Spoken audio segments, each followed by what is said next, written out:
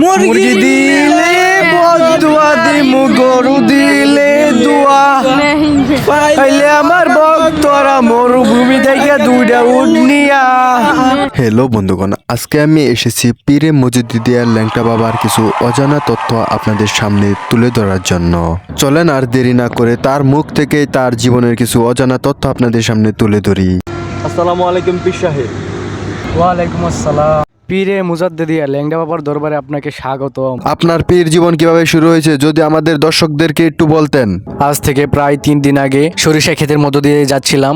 সরিষা ক্ষেতের পরিবেশ দেখে হঠাৎ আমার হাগু ধরে যায়। এই সরিষা ক্ষেতের সুন্দর পরিবেশ মিস না করে লুঙ্গিটা খুলে বাতরের কাছে রেখে আমি হাগু করতে চলে যাই। যাওয়ার কিছুক্ষণ পরে চোরের মতো দুটা ছেলে আমার লুঙ্গির কাছে আসে এবং আমার লুঙ্গিটা নিয়ে চলে যায়। তখন ওই এলাকার সব লোক পীরের মুরিদ ছিল। তুমি আমাদেরকে দেখা দাও, তুমি আমাদেরকে সহযোগিতা আমার হাগুর কাজ শেষ করে আমি লুঙ্গি ছাড়াই সরিষা ক্ষেত থেকে বের হই। তারা আমার 72 লাখকে পীরের আশীর্বাদ মনে করলো সহযোগিতা চাইলাম, তুমি আমাকে এটা কি দিয়ে দিলা? এবং তারা আমার 72 লাখকে সজোরে টান দিয়ে 2 খণ্ড করে ফেললো। তারা দুটো ধ্বংস হয়ে যায়। তারা আমার হাগুর গন্ধে অজ্ঞান হয়ে পড়ে, কিন্তু তারা তখন মনে করে আমার অভিশাপে অজ্ঞান হয়ে গেছে। আর তখন থেকে আপনি পীর হয়ে গেছেন। আপনি লুঙ্গি পরেন না কেন? আপনার নাম ল্যাংড়া পীর হলো কি করে? যেহেতু আমার ডিমই নাই, সেহেতু লুঙ্গির কোনো দামই নাই, তাই তারা আমাকে গুড়া ছাড়া ল্যাংড়া পীর বলে। মাসিক ইনকাম কেমন? 3-4 হাজার। আসে আমি 4-5 কোটি টাকা কামাই করি। আপনার এত টাকা কিভাবে ইনকাম হয়?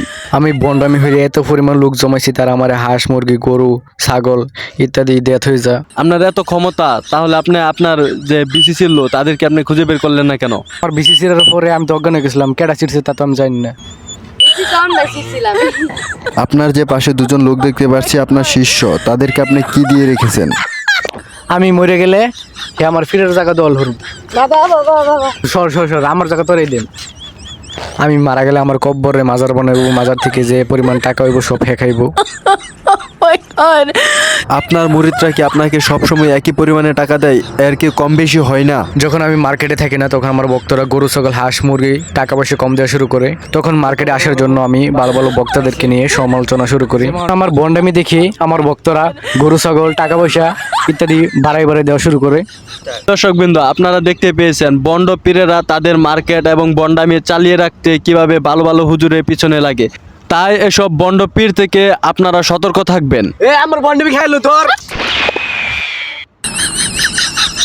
আমার শীর্ষরা যারা আঙুর বন্ডামি খাইবে তাদের এই বেশাস্তি দিবি।